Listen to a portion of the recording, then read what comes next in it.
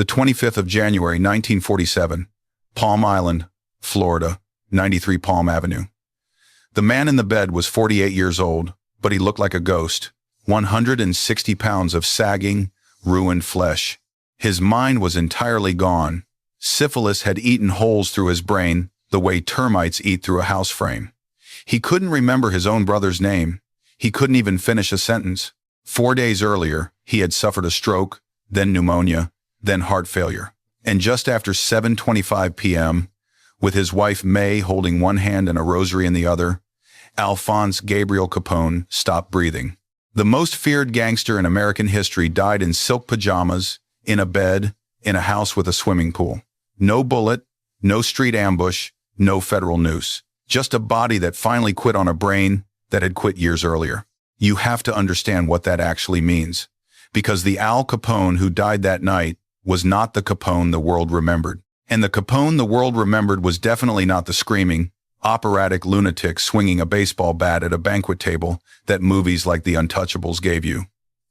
That is Hollywood. That is Robert De Niro. The real Capone was something else entirely. He was a ruthless tactician, a politician in a $500 suit who understood something no gangster before him had ever quite grasped. He realized that in 1920s Chicago, the difference between a street criminal and a king was not violence. Violence was cheap. The difference was infrastructure. And the man who finally destroyed his empire did not do it with a shotgun. He did it with a ledger. The myth wants you to imagine some old-world Sicilian bandit stepping off a boat with a stiletto in his boot. But the truth is that Al Capone was as American as apple pie and appendicitis. He was born on the 17th of January, 1899, in a cramped walk-up apartment at 95 Navy Street in Brooklyn, New York. His father, Gabriella, was a barber from near Naples, and his mother, Teresa, worked as a seamstress. There were 9 children packed into that family, and Al was the 4th. By all accounts, he was a genuinely smart kid, but he was fiercely proud and cursed with a volatile temper. When a teacher struck him in the classroom at 14 years old, Al struck her right back and got himself expelled. That single violent reaction marked the absolute end of his formal education. He never made it past the 6th grade. From that day forward, the brutal streets of Brooklyn became his classroom. And in 1913, the streets of Brooklyn had real teachers. Capone fell under the wing of men who were currently writing the blueprints for organized crime. Johnny Torrio had come up through Manhattan's 5 Points gang and had deep operations in Brooklyn. Frankie Yale was running the notorious Harvard Inn out on Coney Island. Even a young, wildly ambitious hoodlum named Lucky Luciano was moving up that exact same ladder. Capone started at the absolute bottom. He worked errands. He ran messages. But most importantly, he watched. By around 1917, Capone was working as a bouncer at the Harvard Inn when his temper finally cost him. A small-time hoodlum named Frank Galluccio took deep offense at a remark Al made to his sister. Galluccio did not argue. He pulled a knife and slashed Capone 3 separate times across the left side of his face. Those 3 deep cuts healed into heavy, permanent scars. It was the birth of Scarface. Capone hated the nickname with a burning passion for the rest of his life. He would spin lies to reporters, claiming the brutal wounds came from shrapnel while fighting in the war. He never served a single day in any military branch, but the lie sounded heroic. The truth was just a teenage bouncer getting sliced open for insulting a girl in a dirty dance hall. A year later, in December of 1918, he married May Coughlin. She was an Irish Catholic, blonde, eternally patient, and she would remain married to him until the day he took his final breath. Their only son, Albert Francis, whom they called Sonny, was born that same December, just weeks before the wedding. Sonny would suffer severe hearing loss as a boy. Officially, doctors blamed a mastoid infection, but historians suspect a much darker culprit, congenital syphilis. Al Capone had contracted the disease as a young man working the doors around the brothels. It was treatable, but he reportedly never got the medical care because he was deathly afraid of needles. That single, quiet decision, that one pathetic act of cowardice at 20 years old, set a ticking clock that would eventually destroy his mind and kill him. But that took time, and Capone had a city to conquer first. Around 1920, Johnny Torrio, who had moved out to Chicago to help his relative Big Jim Colosimo run the city's booming vice trade, sent for young Al. Big Jim was an old-school boss, making an absolute fortune off brothels and gambling. But Prohibition was looming, and Big Jim flatly refused to get into the new, highly dangerous booze racket. Torrio looked at the map and saw the future of the American underworld. Big Jim was standing directly in the way. On the 11th of May, 1920, Big Jim Colosimo was shot dead in the vestibule of his own restaurant on South Wabash Avenue. The triggerman was almost certainly Frankie Yale, brought in specifically from New York to do the heavy lifting. The man who orchestrated the hit was Johnny Torrio, and standing right beside him was the young Brooklyn kid Torrio had just imported to be his right hand. Prohibition had gone into effect on January 17 of that year, exactly on Capone's 21st birthday. He didn't see it as a law, he saw it as a divine sign. At just 21 years old, Al Capone stood in the blood-stained streets of Chicago, watching an entire city willingly rearrange itself around a single, massive business opportunity. Most people have absolutely no idea how Prohibition actually worked. The law did not ban drinking. It banned the manufacture, transport, and sale of alcohol. The massive, insatiable demand did not go anywhere. Tens of millions of Americans still desperately wanted a drink. What Prohibition effectively did was hand a colossal illegal industry over to whoever was ruthless enough to break the law to supply it. Johnny Torrio and Al Capone did not just break the law, they built an industrial machine to exploit it. The infrastructure operated in 4 precise, heavily guarded steps. Step 1 was the source. They bought up industrial alcohol through legitimate-looking front companies, chemically redistilled the poison out, and cut it with water and flavoring. To supply the high-end market, they imported real Canadian whiskey down through Detroit and smuggled it up from the Gulf Coast through Florida. Step 2 was manufacturing. They operated massive, heavily equipped breweries in and around Chicago in plain sight, ensuring silence by paying off local police at hundreds of dollars a month per precinct. Step 3 was distribution. A fleet of heavily armed trucks moved the liquid product from the breweries to distribution warehouses, and then pumped it out to an estimated 10,000 speakeasies scattered across Cook County. Step 4 was protection. Every single link in that sprawling chain, cops, judges, aldermen, sheriffs, and prosecutors got a piece of the action. When they needed political cover, they simply took it. The town of Cicero, just west of Chicago, was essentially annexed by the organization in 1924 when Capone's gunmen brutally strong-armed the election for a puppet mayor. By the late 1920s, federal investigators estimated the gross revenue of the Capone operation at over $100 million a year. That is over $1.5 billion in today's money, and that was from beer and whiskey alone. Add in the brothels pulling in millions more, the gambling parlors generating tens of millions, racetracks skimming, labor racketeering, and the extortion of legitimate businesses. The scale of the empire was staggering, but every single dollar came with a body attached to it. Johnny Torrio was a shrewd boss who vastly preferred business deals to shootouts. He tried to peacefully divide Chicago among the major factions, handing the north side to Dean O'Banion, the near west side to the Gianna brothers, and keeping the south side for himself and Capone. The truce held until it didn't. O'Banion tricked Torrio into a disastrous brewery deal that cost Torrio a fortune, handed him a criminal arrest, and ended with O'Banion publicly taunting him. On the 10th of November, 1924, Dean O'Banion was shot dead in his own flower shop at 738 North State Street. 3 men walked in. One warmly shook his hand, holding it tight, while the other 2 pumped bullets into him.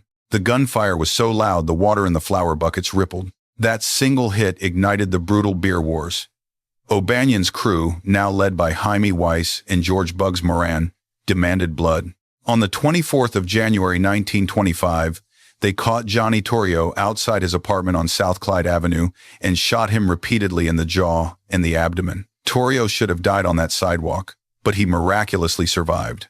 He spent weeks recovering under heavy armed guard, served a 9-month sentence from that bad brewery raid, and when he got out, he did the unthinkable. He handed the entire operation over to Al Capone and sailed for Italy. At just 26 years old, Al Capone was the undisputed boss of Chicago. This is where Capone fundamentally broke the mold. He understood something Torrio hadn't fully grasped. Fear alone does not sustain an empire.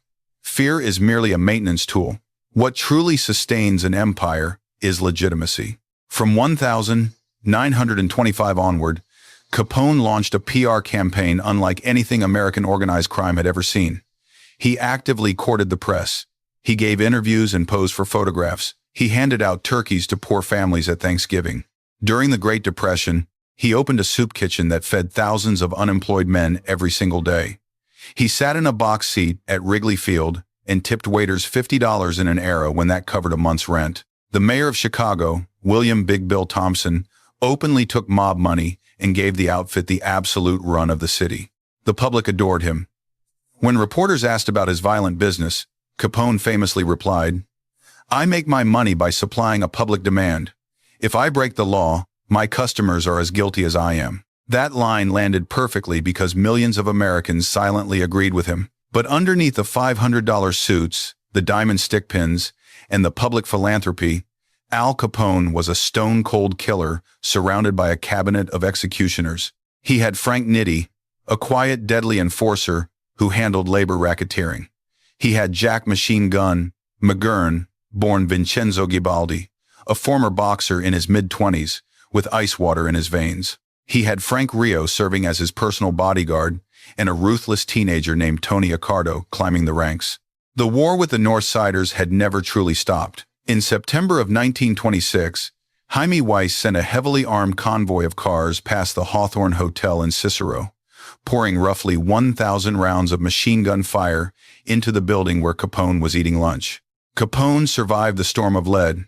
3 weeks later, on the 11th of October 1926, Jaime Weiss was shot dead on the sidewalk near Holy Name Cathedral at just 28 years old. Bugs Moran stepped up to take over the rival crew, utterly unaware that Capone was already plotting a spectacle of violence so horrific it would change American history forever. The morning of the 14th of February 1929 started with cold snow on the Chicago sidewalks and ended with a bloodbath that broke the American public. The address was 2122 North Clark Street, the SMC Cartage Company garage. Inside the unheated, dimly lit brick building, 7 men tied directly to Bugs Moran's Northside crew were shivering and waiting.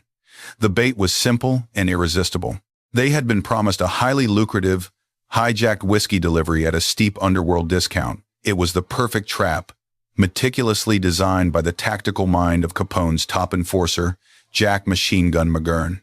At exactly 10:30 inches the morning, on Street Valentine's Day, a sleek Cadillac pulled up to the curb. It was meticulously dressed up to look exactly like a Chicago police cruiser. 4 men stepped out into the freezing air. 2 of them were wearing authentic Chicago police uniforms. The other 2 wore heavy civilian overcoats.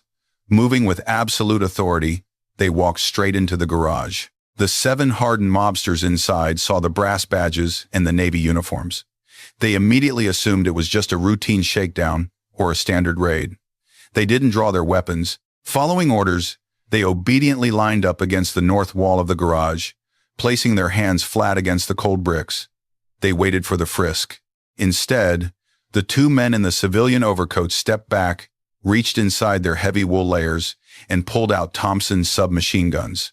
The uniformed men backed them up with lethal 1-2 gauge shotguns, and then they opened fire. It was an absolute slaughter. Roughly 70 rounds of heavy caliber ammunition, followed by devastating shotgun blasts, ripped through the garage in a matter of seconds.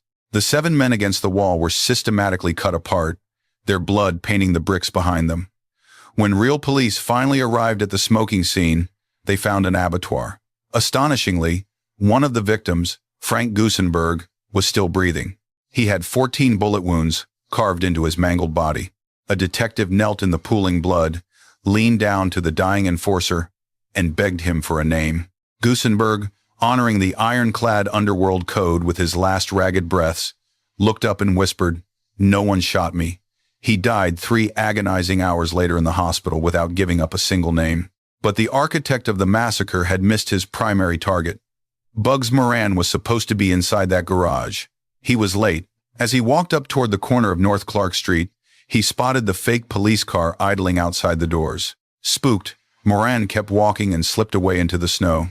He survived the morning, but he knew exactly who had orchestrated the nightmare. When reporters later cornered him and asked who did it, Moran did not hesitate. "Only Capone kills like that," he said. He was right, but proving it was impossible. Al Capone was hundreds of miles away in Miami, Florida, holding a rock-solid, heavily manufactured alibi. He was conveniently meeting with the Dade County solicitor at the exact moment the triggers were pulled. And while Fred Keller Burke was later tied to the murder weapons through early ballistics evidence, the terrifying truth remains. To this day, no one has ever been convicted of the street Valentine's Day Massacre. Capone thought he had won the war. In reality, he had just destroyed his own shield. Something fundamental snapped in the American consciousness after that cold morning. 7 men, shot to pieces against a brick wall in broad daylight, was simply too much even for the deeply cynical citizens of Chicago. The public that had once viewed Capone as a generous, turkey-giving folk hero suddenly saw him for the rabid, untouchable monster he was. The newspapers violently turned on him. The corrupt politicians scrambled to distance themselves. The outrage traveled all the way to Washington, D.C. President Herbert Hoover, newly inaugurated in March of 1929, found himself relentlessly pressed about the Chicago gangster within his very first weeks in office. Hoover was furious. He reportedly hounded his Treasury Secretary with a single, direct mandate. "Have you got this fellow Capone yet?" The days of dodging local cops and bribing thirsty aldermen were over. From that exact moment on, the full, devastating weight of the federal government was locked onto one man, setting the stage for a downfall that nobody, especially Hollywood, ever saw coming. The jaw-dropping truth of the American justice system is that the federal government did not need to prove Al Capone was a murderer. They just needed to prove he was wealthy. Hollywood sold you the fantasy that a good cop with a fedora and a shotgun brought down the king of Chicago. The legend revolves around Eliot Ness, a 26-year-old Prohibition Bureau agent in 1929. He was ambitious, honest, and highly telegenic. Ness assembled a small squad of incorruptible agents, dubbed the Untouchables, and they put on a spectacular show. They raided breweries, they smashed stills with axes, they confiscated trucks. Between 1,929 and 1,931, the Untouchables cost the Capone organization an estimated $1 million in disrupted operations. But do the math. Capone was grossing over $100 million a year. Losing $1 million to Eliot Ness was not a fatal blow. It was a rounding error. Ness was a nuisance. He made for fantastic newspaper photographs, but he did not break Capone. Not even close. In fact, Ness left Chicago in the early 1930s, eventually becoming the public safety director of Cleveland in 1935. He struggled with alcohol, ran for mayor and lost, and ultimately died in 1957 at 54 years old, entirely broke in a small town in Pennsylvania. He never saw the fame that would explode around him. The book The Untouchables came out months after his death, followed by the television series in 1959 and the blockbuster movie in 1987. It was all built on a career that some of his own contemporaries in law enforcement considered to be mostly showmanship. The man who actually destroyed Al Capone was named Frank J. Wilson. He worked for the intelligence unit of the Bureau of Internal Revenue. He wore glasses, sat quietly at a desk, and absolutely hated cigarette smoke. In 1927, the Supreme Court handed prosecutors a nuclear weapon in United States v. Sullivan, ruling that income generated from illegal activity was still legally taxable. You didn't need to prove Capone bootlegged or killed. You just needed to prove he had income and failed to pay taxes on it. Wilson dug relentlessly for years. He and his team drowned themselves in mountains of bank records, hotel receipts, telegrams, and canceled checks. Finally, they found the smoking gun, a ledger detailing the massive profits of a Cicero gambling operation.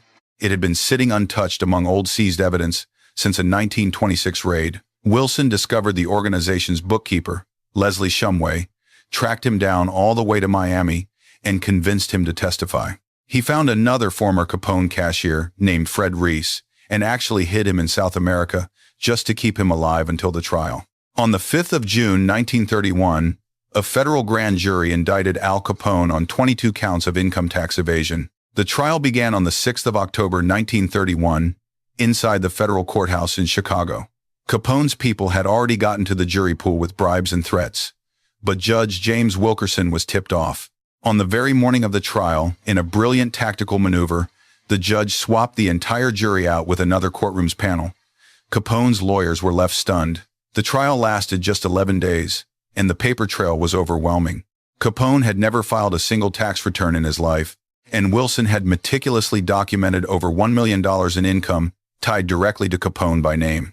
On the 17th of October 1931, the jury found him guilty on 5 counts. Judge Wilkerson hammered the 32-year-old crime boss with the harshest tax evasion sentence in American history up to that point. 11 years in prison, $50,000 in fines, roughly $7,700 in court costs, plus all back taxes owed. In 1932, with his appeals exhausted, Capone entered the federal penitentiary in Atlanta. But even behind bars, he maintained his grip. He bribed guards, received special treatment, and ran his massive business from his cell through visitors. The government realized Atlanta wasn't tough enough. So in August of 1934, the Bureau of Prisons transferred him to a brand new fortress built specifically to break men exactly like him, Alcatraz. On the Rock, there was no bribery, no newspapers, and no favors. Capone became inmate number 85. He was assigned to work in the prison laundry, and the syphilis he had contracted as a teenager began its final, devastating march through his brain. By 1938, he was showing severe signs of dementia, sitting on his bunk, mumbling to himself, forgetting where he even was. He was formally diagnosed with neurosyphilis. In November of 1939, after serving 7.5 years, shortened only by good behavior credits, Capone was released into hospital care because he was no longer a functioning human being. He retreated to Palm Island, Florida, where his wife May took care of him for 7 more agonizing years. He fished. He played cards with imaginary opponents. His doctors noted that his mental capacity in those final years was that of a 12-year-old child. On the 25th of January, 1947, at the age of 48, he suffered a stroke, then pneumonia, then cardiac arrest, and died. But Capone's true legacy was not violence. It was the indestructible corporate structure he left behind. Frank Nitti took over as the front boss, but the real power smoothly transitioned to Paul Ricca, and later to Tony Accardo, who remained a formidable boss in the outfit until his death in 1992. That is 6 decades of continuous, heavily organized operation, built entirely on the foundation Capone laid before he turned 30. The Chicago outfit went national. They infiltrated Hollywood labor unions. They ran Las Vegas casino skim operations for decades. As for Frank Wilson, the accountant who actually decapitated the empire, he went on to become the chief of the United States Secret Service from 1936 to 1946. He received a small footnote in the history books. No movies, no television shows. Just a man who followed a paper trail to its logical conclusion and changed American law enforcement forever. Every financial forensics case, every asset forfeiture, and every federal prosecution of a mob boss over the last 90 years owes a direct debt to the strategy Wilson pioneered. The Untouchables sold you a cinematic fantasy that America defeats its worst monsters with courage and gunfire. But that is not how it works.